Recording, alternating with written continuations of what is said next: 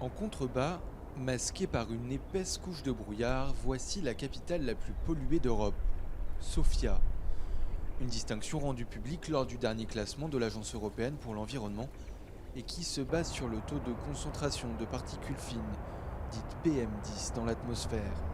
La pollution est à la source de nombreux problèmes respiratoires et même de cancers au sein de la population. Ivo Delin, cycliste et défenseur de l'environnement, est inquiet pour sa santé. Je fais du vélo à Sofia depuis 15 ans maintenant. J'avais pris l'habitude de prendre la route avec un masque, mais je crois que ça ne sert plus à grand chose. L'air est devenu tellement pollué qu'il faut porter des masques à gaz, et plus seulement des masques contre la pollution. Dans la ville, des stations de contrôle enregistrent la pollution de l'air, comme ici tout près d'une artère animée. Les résultats sont alarmants. La concentration est calculée en temps réel, puis recalculée sur une moyenne quotidienne. La limite pour une journée est de 50 mg par mètre cubique. Un seuil à ne pas dépasser plus de 35 jours par an selon les recommandations de l'Union européenne.